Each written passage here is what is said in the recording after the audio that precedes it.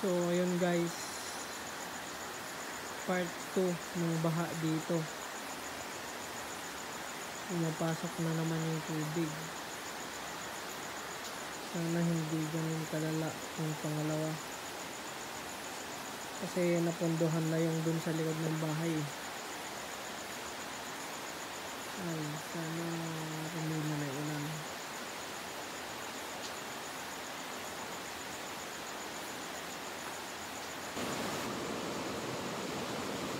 Mag-aakyat tayo na ngayon ng motor kasi tumataas na naman yung baha.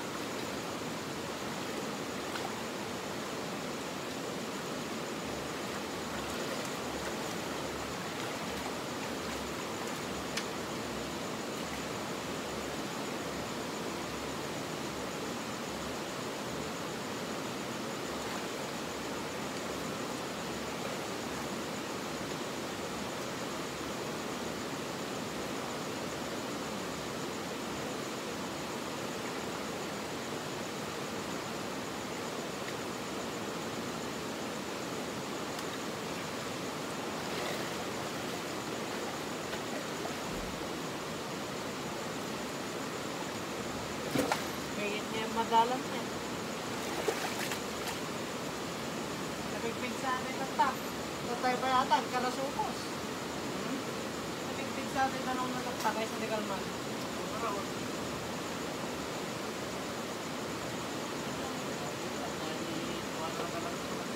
Saka nakarkaro dito sa sana pulban dito likod na yun.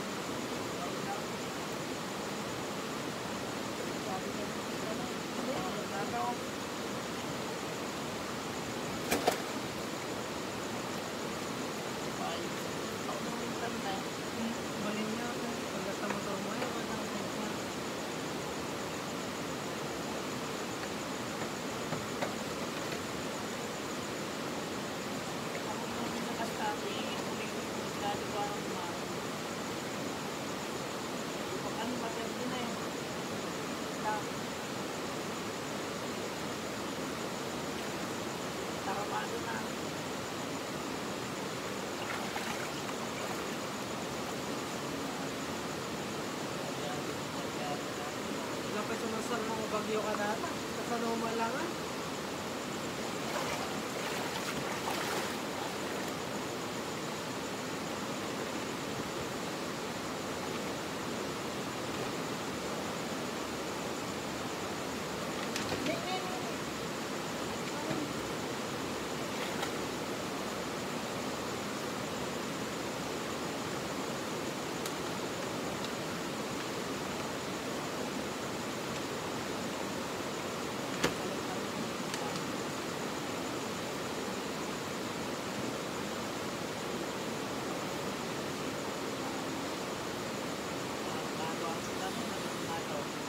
Malakas tong parto na baha guys. Grabe. Yan. Mataas yung baha ngayon. Kailan ko mas malala to.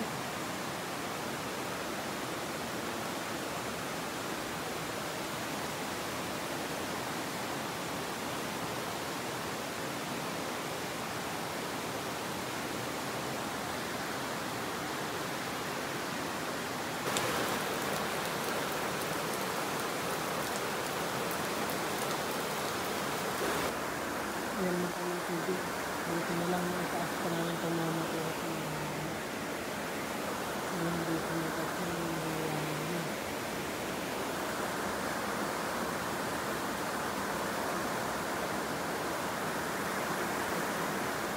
level ng tubig.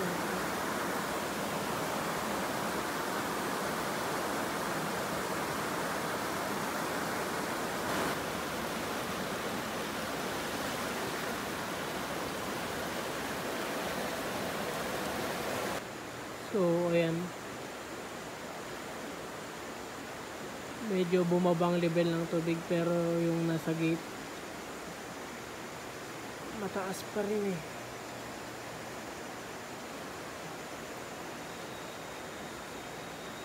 Patuloy pa rin ang pagpasok ng tubig.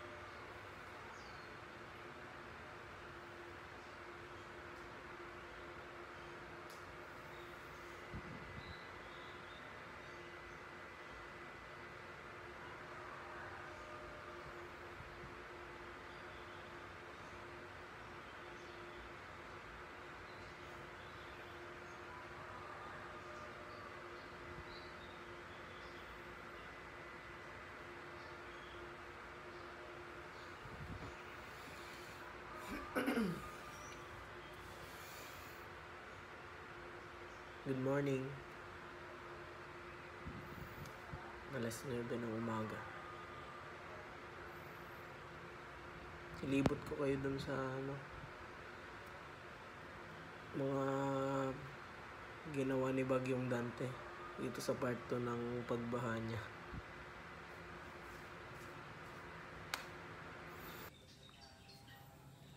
Yan, nangyari dito. Nirush namin inangat to kahapon kasi munti kang pumasok yung baha dito sa loob ng bahay. Yan, pati itong motor na iangat na.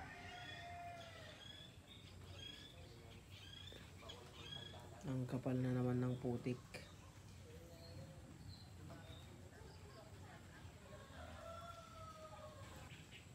Tara, ikot tayo para makita natin. Grabe oh, putik-putik oh. Unang beses na nagkaroon ng ganito dito. Dati hanggang dito lang, may 1 inch. Yung motor namin nawala na ata yung foam sa loob. Diba? Oh. Nabot yung sa may makina niya. Ganito talaga dito. Tapos ang baha, makapal ang putik. Pahirapan na nang magtanggal.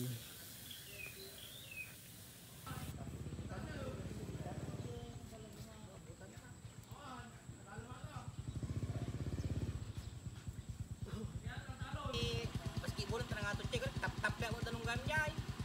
Kira pesta karayan. Nababali at ako mga magina at akamjat ko na pagaw na. Grabe. Yung bubong ng waiting shed, dinala na pala dyan.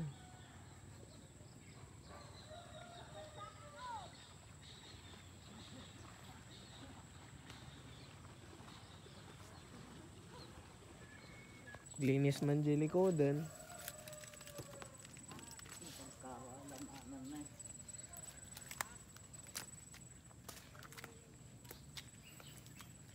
Tawanan na ni Aji ko din ti. Aji ko ti motor mo nang ipanad na. Siguro na yanod na tan. Awan to go. Pati aji ko ni gayam, nalipata mo to. Ajar. Arwangan na. Ajar ruangan na tibong ko na. Ay to go muna eh. Diyan mo minsan lang. Dim nadlaw. Akan. Awan ni to go na. Yanod na pati di bungo arod di ko na ibulang na. Nadata siguro natin na gayam mabati aja ay mading nga may ano dajay. Bakal. Yan. Yung mga danim, ibonsay mo tatin eh.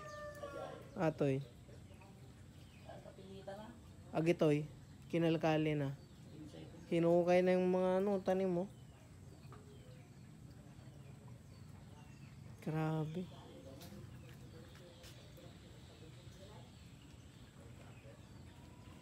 Yung maglilinis na naman ng area to.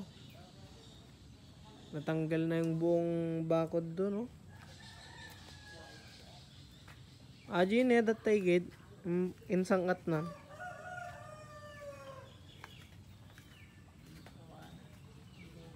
Nalukot na yan na, oh. Yan. Ayan na yung bakod. Yan, pupunta tayo doon sa likod ulit. Maglilinis tayo doon at magpapakain ng mga daga. Tapos bubuhatin ko itong mga tubig nila. Yan, bago ako pumunta sa likod, papakita ko muna sa inyo kung hanggang saan yung tubig dito sa hagdan dito sa likod. Hanggang dyan siya, oh. Muntik talagang pumasok yung tubig dito sa bahay. Buti nilang humupa na pagtaas niya kagabi. Alas 2 na yun, ang madaling araw. Yan, pinakita ko lang naman. Ito, ang view dito sa likod. standing strong yung mga ano. Buti na naman natin yung mga malunggay. Buti na lang. Hindi sila nasira. Tapos, yung mga tanim natin saging. Kakatanim yan 3 days ago. Buti hindi nasira. Thank you Lord. At itong bakod natin, magandang pagkakagawa nila. Matibay. Hindi siya nasira. Yun nga ang andun. Yan yung mga tubig na pang painom natin sa mga dala natin. Sira na din yung feeder. Ayusin natin yan. Tapos ito ang kalagayan dito ngayon, mas malala. Sabi ko sa inyo manipis lang na putik yung kahapon dito. Literal na binagyo. Oh.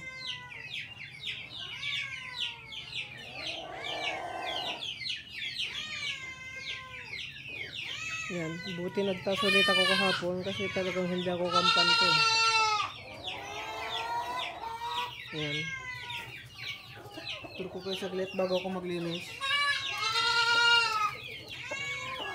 Anong kalagayan dito? Yan, mga manok nating Brahma. May balahibo sa paa. Buti na iangat ko yan.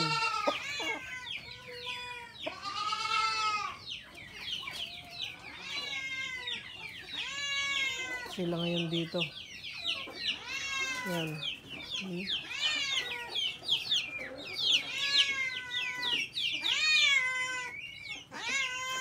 Buti hindi pa bumagsak to kasi kita nyo naman halos pabigay na din. So yan, maglilinis muna tayo ng kulungan. Hindi ko na ipapakita kung paano ko linisan kasi na-video ko naman nakahapon. Masyadong pampahaba lang ng video. Yan, maglilinis tayo ngayon. Mag-isa lang tayo ngayon maglilinis kasi masakit ulo ng daddy, tapos yung mga kasukasuan niya nabiglata kahapon para hindi na lumala. Ako na lang mag-isa.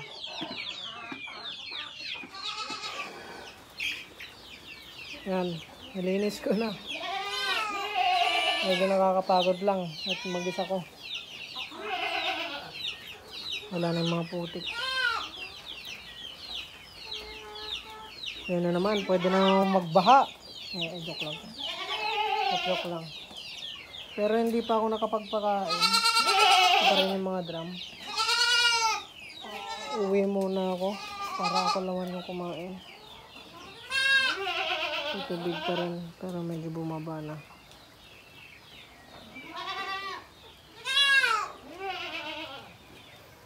Mamaya mga alas 4 papakainin ko sila. Papahinga lang ako konti sa bahay. So, yan. Naligo na ako. Diretso na ako naligo pagkakyat ko. Para makapagpahinga tayo konti bago magpakain ng alaga ulit mamaya. Balik ba sa akin? Nagluluto dito. Sinahag. First meal. Tapos ang ulam, noodles, at itlog. Pampalakas maglinis ng putik. So yan, kakain na tayo para sa isang damokal.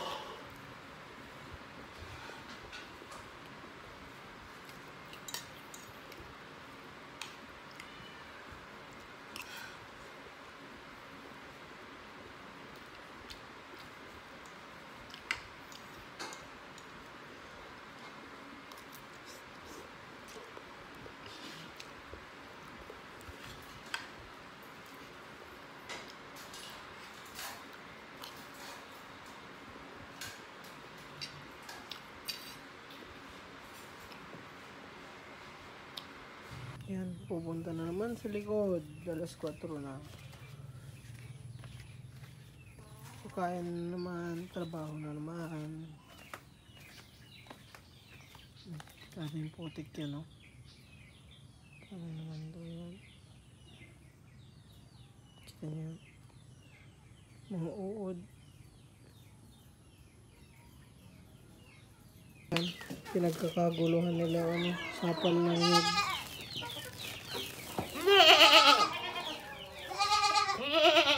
Yan, may butas kasi. Lagyan muna natin dito. Yan. Yan naman siya. Yan. Tingin lang. Ayusin muna namin yung drum bago tayo magpakain.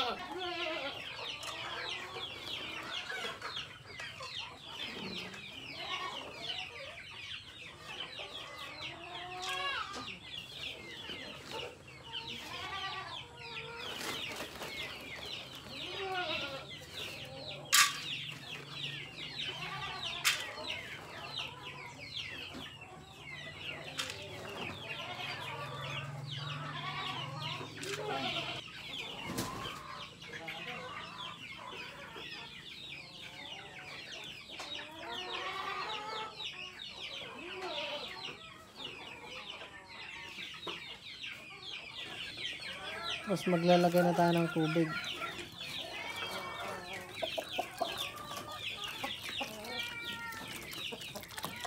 Yung pagkain.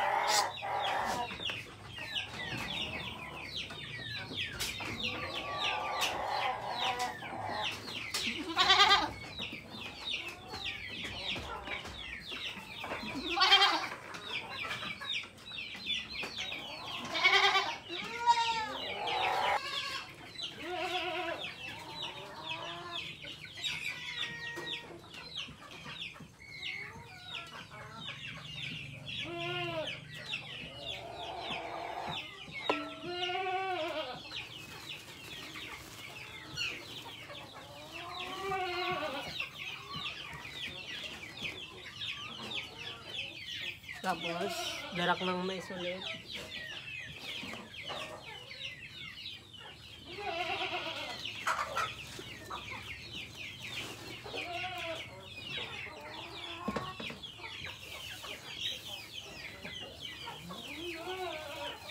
Tapos, yung feeds nila.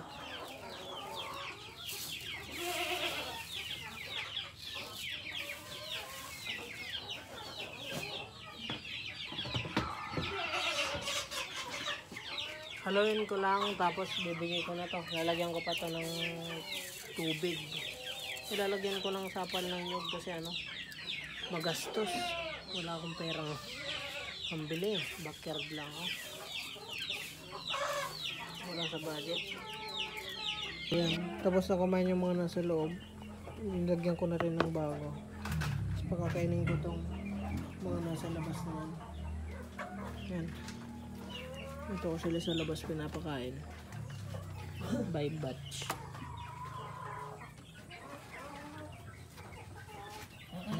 Kumakain na yung mag-iina.